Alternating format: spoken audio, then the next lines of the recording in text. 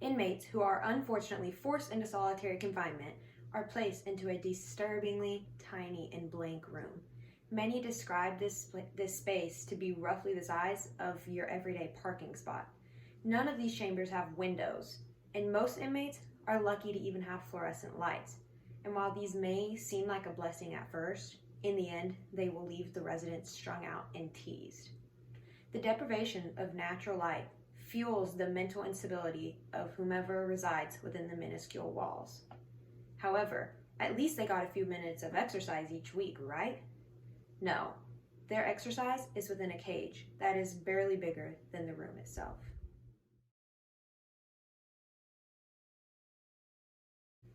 These conditions are brutal on the mental and physical health of any person submitted to the wicked ways of segregated housing. Many isolated inmates in the past complained of having symptoms of things like hypertension, chronic headaches, trembling, sweaty palms, extreme dizziness, and heart palpitations. Another thought to consider is who exactly we are putting in these dungeons. Mental illness and criminal action walk hand in hand, as most people know. So, that will only worsen these people's unstable mind. According to the article, Reducing the Use and Impact of Solitary Confinement in Corrections, having more mentally ill detainees goes hand in hand with solitary confinement. This means that when solitary segregation is utilized more often, mental illness proliferates throughout the prison. The abused power by the prison officials leads inmates to worsen their already present mental illness, but they can also develop new conditions, such as severe panic attacks, depression, mood swings, withdrawals, irritability, hostility, poor impulse control, anxiety, PTSD, aggression, confusion, disorientation, and impaired concentration. Post-trauma is also very common as well because of the little care put into letting them back into society.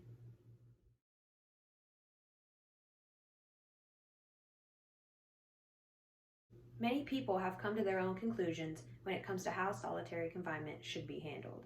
After immense research and constant learning, I believe solitary confinement should be altered in a way that will give inmates the opportunity to better themselves while detained. The first idea that must be implemented is a step-down system. Being able to earn your way out of solitary, as well as having more than one step between complete isolation and freedom, is vital for the convict to maintain social skills post-solitary.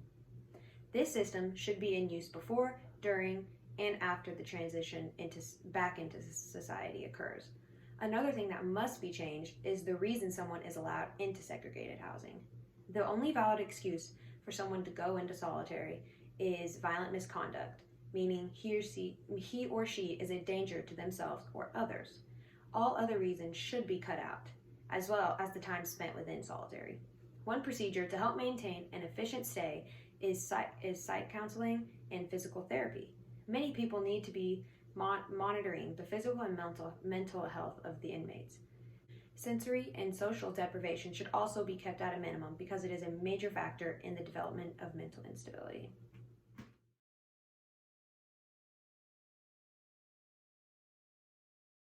Solitary confinement has overstayed and violated many rules during its ever-growing visit in the United States, and it is not discussed enough.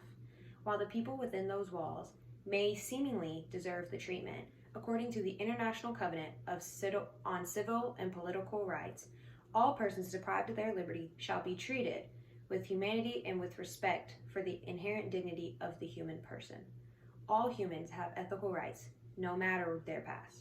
The United States cannot claim to be evolving and maturing when something so dark and barbaric is taking place in the depths of this country.